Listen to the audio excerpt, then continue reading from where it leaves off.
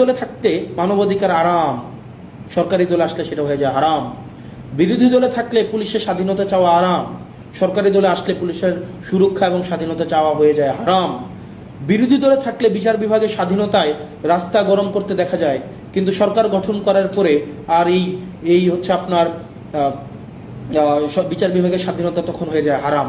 এই যে দ্বিচারিতা, চেয়ার পরিবর্তনের সাথে সাথে, ঋতু পরিবর্তনের সাথে সাথে, দিক পরিবর্তনের সাথে সাথে এই যে দ্বিচারিতা, এই দ্বিচারিতা আপনাদেরকে জনগণ বিচ্ছিন্ন অবশ্যই অবশ্যই অবশ্যই করবে।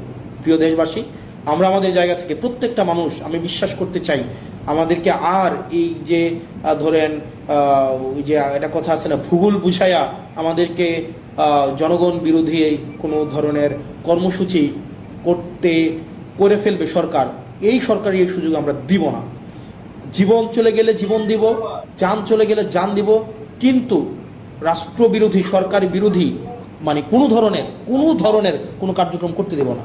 যারা কোনো কিছু না পাওয়ার জন্য রাস্তায় নেমে আসছিল, যে এই ছেলেটা আপনাদের মনে আছে, জুলাইতে একটা ছেলে মাথার মধ্যে কড়াই বেঁধে, পিছনে এইচএসসির এডমিট কার্ডটা বেঁধে রাস্তায় নেমে আসছিল, এই পোলাপনগুলো কেন আসছিল রাস্তায় বলেন?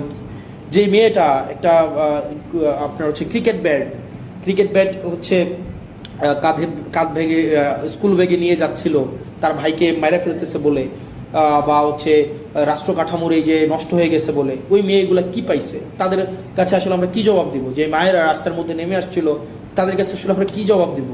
আমি খুব দুঃখ পাই, এই সংসদ, যে সংসদে ইলিয়াস আলীর ওয়াইফ বসে আছে, যে সংসদে হুম্মাম কাদের বসে আছে, যে সংসদে আরমান বসে আছে, সেই সংসদে আপনার গুম অধ্যাদেশ বাতিল করে দেয়, সেই সংসদে মানবাধিকার কমিশন বাতিল করে দেয়, আমরা কিচ্ছু করতে পারলাম না।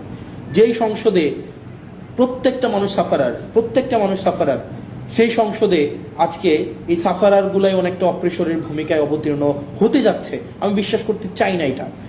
তো দিন শেষে আসলে জনগণ কিছুই পায় নাই, জনগণ সবসময় টুল হিসাবে ব্যবহার করা হয়, তাদেরকে কাজে লাগাইয়া যারা ক্ষমতায় থাকে তাদের ক্ষমতাকে ইলাস্ট্রেট করতে চায়।